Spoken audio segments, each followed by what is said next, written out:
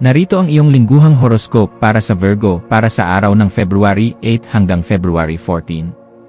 Sa pagsisimula ng linggo sa February 8, ang iyong focus ay mapupunta sa pag-aayos ng iyong routine at sa pagpapabuti ng iyong kapaligiran sa trabaho o tahanan.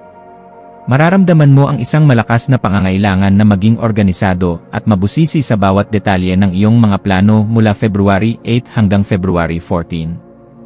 Ang daloy ng enerhiya ay sumusuporta sa iyong pagiging praktikal, kaya naman ito ang tamang panahon upang tapusin ang mga backlog na matagal mo nang iniiwasan. Huwag hayaang ang iyong pagiging perfeksyonista ay magdulot sa iyo ng sobrang stress, kundi gamitin ito bilang kagamitan upang mapataas ang kalidad ng iyong gawa. Ang linggong ito ay tungkol sa serbisyo, kaayusan, at ang pagpapabuti ng iyong sarili sa bawat aspeto na maaari mong kontrolin ng may katalinuhan. Pagdating sa iyong trabaho, ang kalagitnaan ng linggo ay magdadala ng mga gawain na nangangailangan ng iyong analytical skills at pasensya sa paglutas ng mga problema. Mapapansin ng iyong mga kasamahan ang iyong galing sa pag-aayos ng mga gusot at ang iyong pagiging maasahan sa bawat kritikal na sitwasyon bago mag-February 14. Mahalaga na huwag mong kalimutang mag-delegate ng mga gawain kung nararamdaman mong hindi mo na kaya ang bigat ng responsibilidad sa iyong mga balikat. Ang pakikipagtulungan sa iba ay magiging susi upang mapabilis ang iyong mga deliverables at mapanatili ang iyong mental na kalinawan sa buong linggo. Ang iyong dedikasyon mula February 8 hanggang February 14 ay magbubunga ng pagkilala na magsisilbing pundasyon para sa iyong susunod na promosyon o pag-akyat sa antas. Sa usaping pananalapi, ang linggong ito ay mainam para sa muling pagsusuri ng iyong budget at sa paghahanap ng mga paraan kung paano makakatipid ng hindi nasasakripisyo ang iyong mga pangangailangan. Maaaring may mga maliit na butas sa iyong paggastos na makikita mo kung ikaw ay magiging mabusisi mula February 8 hanggang February 14. Isang magandang balita tungkol sa isang matagal nang hinihintay na kabayaran o bonus ang maaaring dumating sa iyo bago matapos ang linggo.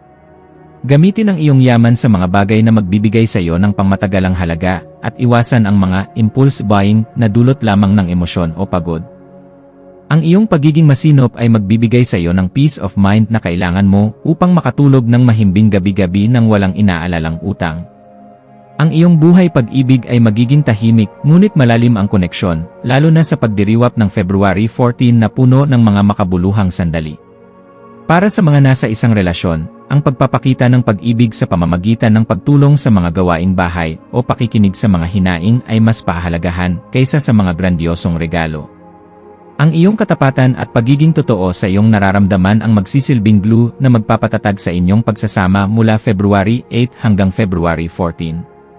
Para naman sa mga single, maaaring makatagpo ka ng isang tao sa iyong lugar ng trabaho o sa isang regular na aktibidad na hahanga sa iyong pagiging simple at talino.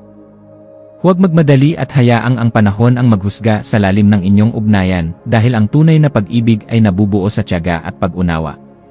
Sa larangan ng kalusugan, kailangan mong bigyang pansin ang iyong digestion at ang iyong nervous system na madalas maapektuhan ng iyong sobrang pag-isip. Ang pagkakaroon ng balancing diet at sapat na tubig mula February 8 hanggang February 14 ay makakatulong upang mapanatili ang iyong sigla sa paggawa ng iyong mga obligasyon. Subukang bawasan ang caffeine at mas piliin ang mga herbal tea na makakatulong sa iyong pag-relax bago matulog sa gabi upang maiwasan ang insomnia.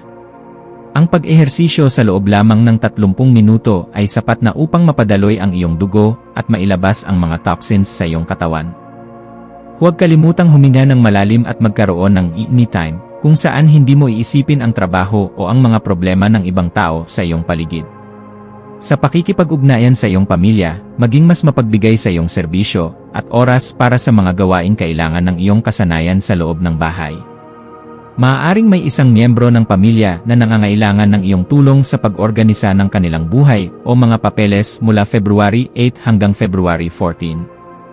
Ang iyong pagiging maalaga ay lalong magpapatibay sa inyong ugnayan at magpaparamdam sa kanila na sila ay mahalaga at hindi pinapabayaan. Iwasan ang pagiging masyadong mapanuri sa mga maliit na pagkakamali ng iyong mga mahal sa buhay upang maiwasan ang tensyon sa loob ng tahanan.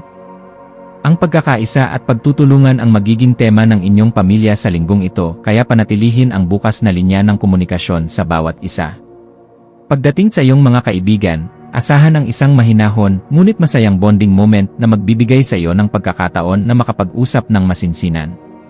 Ang iyong mga kaibigan ay tinitingala ka dahil sa iyong karunungan at pagiging praktikal, kaya maging handa na magbigay ng payo mula February 8 hanggang February 14. Maging maingat lamang na huwag mong akuin ang lahat ng kanilang problema dahil kailangan mo rin ng espasyo para sa iyong sariling kapayapaan. Ang pakikipagtulungan sa isang kaibigan para sa isang charity work o community service ay magbibigay sa iyo ng kakaibang fulfillment na hahaplos sa iyong kaluluwa. Ang iyong social circle ay mananatiling maliit ngunit puno ng mga dekalidad na tao na tunay na nagmamahal at rumerespeto sa iyong pagkatao at mga hangganan. Ang iyong espiritual na buhay ay magiging masigla sa pamamagitan ng paglilingkod sa kapwa at sa paghahanap ng kaayusan sa iyong espiritual na routine. Ang paghahanap ng kabuluhan sa bawat maliit na gawain mula February 8 hanggang February 14 ay isang paraan ng meditasyon na makakatulong sa iyong paglago. Pasalamatan ang universo sa pagbibigay sa iyo ng lakas na makatulong sa iba at sa pagkakataong makita ang kagandahan sa gitna ng pagiging simple. Manalangin para sa kaliwanagan ng isipan upang mas makita mo pa ang mga bagay na dapat mong baguhin sa iyong sarili para sa iyong ikabubuti. Ang iyong pananampalataya ay mapapatatag sa tuwing nakikita mong nagbubunga ang iyong mga tapat na panalangin sa pamamagitan ng mga konkretong biyaya sa iyong buhay. Sa aspeto ng iyong mga libangan, subukang gumawa ng mga aktibidad na nangangailangan ng precision tulad ng pagluluto, gardening, o kaya naman ay pagsusulat ng journal. Ang paggawa ng mga listahan o pag-aayos ng iyong mga koleksyon mula February 8 hanggang February 14 ay magbibigay sa iyo ng isang sense of accomplishment na nakakapag-relax. Ang sining para sa iyo ay ang paghahanap ng perpektong balanse sa bawat bagay, kaya huwag matakot na mag-eksperimento sa mga bagong recipe o disenyo sa iyong paligid. Ang iyong hobbies ay nagsisilbing therapy mo mula sa magulong mundo, kaya bigyan ito ng sapat na oras at atensyon sa iyong schedule. Maaari kang makatapos ng isang libro o isang proyekto na matagal mo nang sinimulan at ito ay magbibigay sa iyo ng ligaya sa pagtatapos ng linggo. Maging maingat sa iyong pakikipag-usap sa mga tao, lalo na kung kailangan mong magbigay ng kritisismo o feedback tungkol sa kanilang gawa. Ang iyong layunin ay makatulong, ngunit ang iyong paraan ng pagsasalita mula February 8 hanggang February 14 ay maaaring mabigyan ng maling kahulugan bilang panlalait. Piliin ang mga salitang nakaka-inspire at laging simulan ang iyong feedback sa mga positibong aspeto bago pumunta sa mga dapat ayusin. Ang pagiging malumanay sa pananalita ay magbubukas ng puso ng iyong mga kasama at mas madali nilang matatanggap ang iyong mga mungkahi para sa ikabubuti ng lahat. Ang iyong integridad ay lilitaw sa kung paano mo pananatilihin ang iyong mga pangako at sa iyong pagiging tapat sa bawat transaksyon na iyong gagawin. Sa aspeto ng paglalakbay, asahan ang ilang mga errands o short trips na may kinalaman sa iyong trabaho o sa pag-aayos ng mga dokumento sa ibang lugar. Siguraduhin na handa ang lahat ng iyong mga papeles at na-inspeksyon ang iyong sasakyan mula February 8 hanggang February 14 upang maiwasan ang mga delays. Ang pagiging organisado sa iyong paglalakbay ay magbibigay sa iyo ng pagkakataon na mag-enjoy sa biyahe sa halip na ma-stress sa mga nakalimutang bagay. Maaari kang makatuklas ng isang maliit at tahimik na lugar sa iyong biyahe na magsisilbing paborito mong tambayan sa hinaharap para sa pagninilay-nilay. Ang bawat biyahe ay isang pagkakataon upang makita ang mundo sa isang mas detalyadong perspektibo, kaya maging mapagmatsyag sa bawat tanawin na iyong madaraanan. Ang iyong intuition ay magiging aktibo pagdating sa pagtukoy ng mga mali sa isang sistema o sa mga hindi pagkakasundo sa isang plano. Mararamdaman mo ang mga butas sa isang logic bago pa man ito makita ng iba, kaya gamitin ang iyong boses upang magbigay ng babala mula February 8 hanggang February 14. Huwag hayaang ang iyong pag-aalinlangan ay humadlang sa iyong pagsasalita, dahil ang iyong babala ay maaaring magligtas sa marami mula sa malaking pagkakamali. Magtiwala sa iyong kakayahang mag-analyze ng mga sitwasyon ng objektibo at huwag hayaang malingat ang iyong atensyon sa mga mahahalagang detalye. Ang iyong panloob na gabay ay nakatuon sa katotohanan, kaya pakinggan ito ng mabuti bago ka gumawa ng anumang malaking hakbang sa iyong personal na buhay. Maging mapanuri sa mga impormasyong nakukuha mo sa balita o social media, lalo na kung ito ay may kinalaman sa iyong kalusugan o sa iyong trabaho. Ang pag-verify ng mga sources mula February 8 hanggang February 14 ay mahalaga upang hindi ka mag-alala ng walang basehan o gumawa ng mga maling desisyon.